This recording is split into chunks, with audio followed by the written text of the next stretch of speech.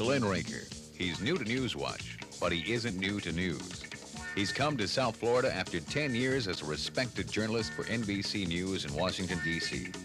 Now he's using that experience here, getting to know South Florida, getting to know its people, getting to know the problems, getting to know you.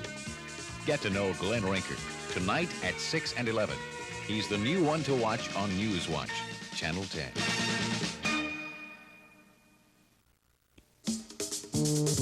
Glenn RInker. He's new to Newswatch, but he isn't new to news.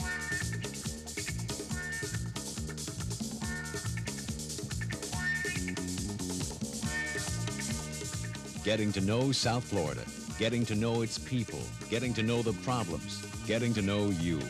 Get to know Glenn RInker, weeknights at 6 and 11. He's the new one to watch on Newswatch, Channel 10.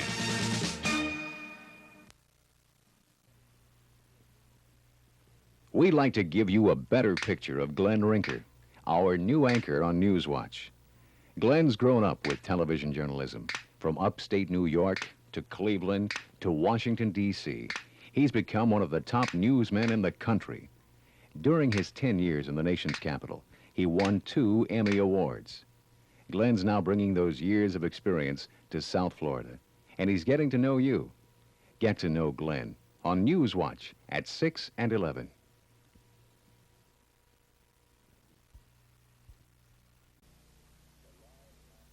The live action camera, our mini-cam, is going to do more things in the future for this business than probably anything has been done in the last 20 years. It's brought real immediacy to television. It's very portable, it's very light. We can look at what we've just shot, we can decide what we have, we can edit a story in our truck, and if it's important enough, we can broadcast it live, right from the site, right from the scene. It's one of the greatest things to happen to this business. It's exciting. Television news down here covers a tremendous amount of territory, all of South Florida. You spend most of your time reporting what is important to most of your audience, the city people in Miami and in Fort Lauderdale. But you've also got to find time to get out into the small towns, out into the countryside. There's a lot happening out there. A lot of important values are being preserved. Loyalty, family tradition, faith, and that's news too. Whenever I'm out in the city, I find out more about my role as an anchorman. It happens in the country, too. Wherever I go, people see me, and there's that little look of recognition. You watch them say to themselves, I know that guy. Now, some of the more outgoing ones will yell at me. They'll say, hey, Glenn, how's it going? How's Walt behaving? A lot of people recognize me. I guess it's because I come into their homes every day. And they welcome me there, as a newsman and as a friend. And I'd like to be invited back, as a newsman and as a friend. Yes, I have a low boiling point. I get mad often at some of the things and some of the rip-offs I see and hear about and the phone calls that people give me. It gets you steaming, but you've got to do more than steam. You've got to find a solution, and I keep trying, but they keep coming up with new con games all the time. And I think that ultimately the consumer is going to have to be her own best friend. She's got to know how to shop correctly and how to make these determinations, how to protect herself in the marketplace. I enjoy doing consumer reporting because I feel like I'm helping people. I've learned an awful lot myself in doing it, and I think it's a very necessary function. I think that we're faced with so many decisions and we have too little information to make them well and profitably. Trying to decide which is the better buy when you enter the supermarket, how to read a contract, know what a guarantee means. I think those are all important things and things that perhaps I can help with. I can plan picnics or ball games, anything I want to around the weather, and I do it. Of course, I use other things besides my scientific instruments and my knowledge. The 25 years experience I've had, I have a bad back, and when it gets to hurting, I know it's going to rain. Sometimes it works better than the scientific instruments. Holy mackerel. No, it won't be a mackerel. I think it's good. I don't know what it is, not jumping. Like I started using gully washer on the air, and a lady from Indiana wrote me a letter and said, well, up in Indiana, we call them goose drowners. And down in Florida, we call them palmetto pounders and gator gushers and awning pounders and window rattlers. We've got, and toad stranglers. I've got the whole list of names, but people write in. And people realize, you know, when I say, hey man, they had a great big toad strangler out in the glades this afternoon, they know what it is. They don't, you know, there's not another toad out there strangling a toad. It's a heavy shower. No matter what else you say about athletics, after you take away the lives, the deaths, the court cases, and whatever else, you can't deny me one thing, and that is that it's all people playing games. That's all it is. It's no more and it's no less. It's people playing games. Feet over, ready, stretch.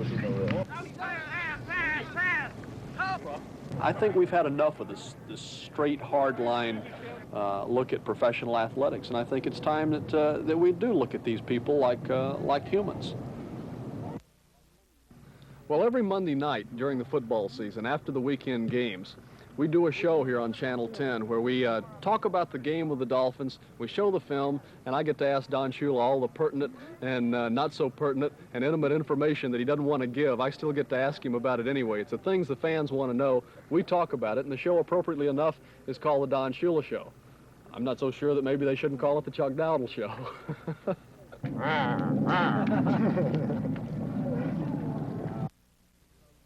Usually the people that come to me are really angry about something. They've been screwed in some way by government, by private business. They feel frustrated. They feel they can't do anything about whatever it is that has harmed them. They think that we care, and they think that we can do something. Sometimes we can't.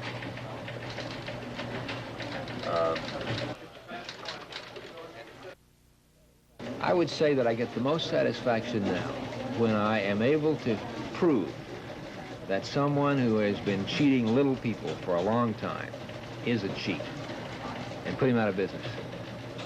Those people who have no defense at all, who accept and who take a lot of stuff for years and years from some of the bad guys, when you finally put that guy out of business, I guess that's the biggest satisfaction I get. A lot of people think that we have more crime and corruption here than any place on earth, and whether that's true or not, I don't know. What we really do have is a unique situation where we have 3 television stations, 2 newspapers, all involved in aggressive investigative reporting. That's good for the people. That's good for the community. You want to know when something goes wrong so you can do something about it. And that's our job, to tell you when it's going wrong. It's a real good feeling to be working with people that know what they're doing. I mean, we genuinely like each other. We get along great together. I think Walter gets his weather from everybody. Everybody comes into the building, he says, did it rain where you were today? During commercials, Glenn and I will sit around and we'll talk about Walter. Everybody gives the weatherman a hard time, you know that. Old ladies, young kids, Glenn, Chuck Dowdle gives me a hard time all the time if he gets rained out of his golf game. I don't think this team is in the making. I think this team is here.